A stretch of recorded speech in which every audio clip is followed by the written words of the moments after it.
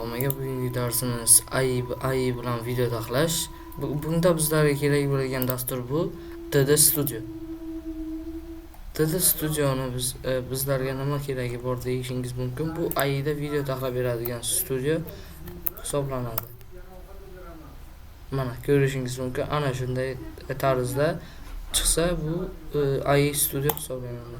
Ustiga bosgan zahotimizda biz ichiga kirib, mana shu yerdan Sony Interact videolarini taxlashimiz mumkin.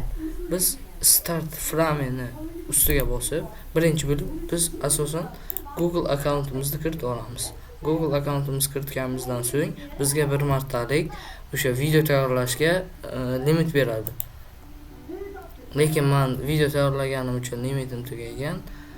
Sizga ko'rsatib o'taman qanday tayyorlashni. Mana shu rasmni olaylik. Rasmni olgan zahotimizda bizga bu narsa shart emas. Bu narsani o'chirib qo'yamiz. Biz rasm nima deyishini, nima deb gapirishini mana shu yerda yozib ko'rsatishimiz mumkin.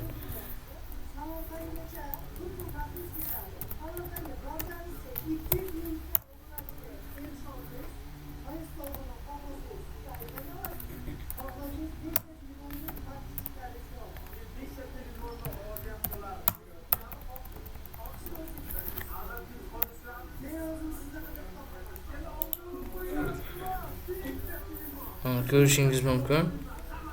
Mana shu yerdan rasm taxlab, mana shu knopkani nima deb yozishimiz, o'sha nima taxlashimiz ustiga bosib, mana shu knopkani ustiga bossak, bizda rasm taxlash imkoniyati paydo bo'ladi.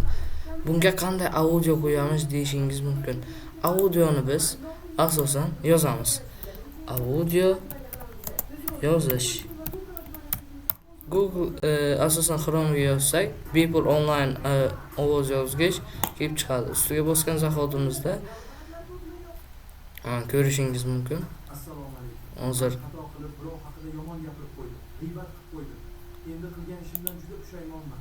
musiqiy audioga kiramiz. Kirganimizda bizga tushuntirib o'tadi nima qilishni.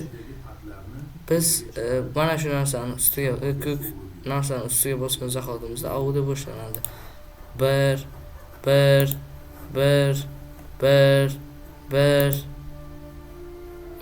ana eshittirib o'taman.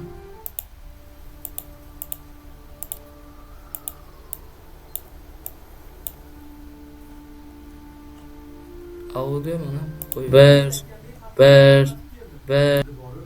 ko'rishingiz mumkin. Buni saqlanib qolish uchun sariqchani ustiga bosgan zahotimizda saqlanib bo'ladi. Va buni mana shu taxlagan videomiz ustiga CapCut ilovasidan qo'yishimiz mumkin. Mana shu ilovadan qo'yishimiz mumkin. Yoki sizda notebook yoki kompyuteringizda Wondershare Filmora 15 bo'lsa, ana shu ikkita programmadan biz qo'yishimiz mumkin. Bugungi darsimiz shulardan iborat edi. AIda video taxlash va audioni qo'yishdan iborat edi. Xayr, sog' bo'ling.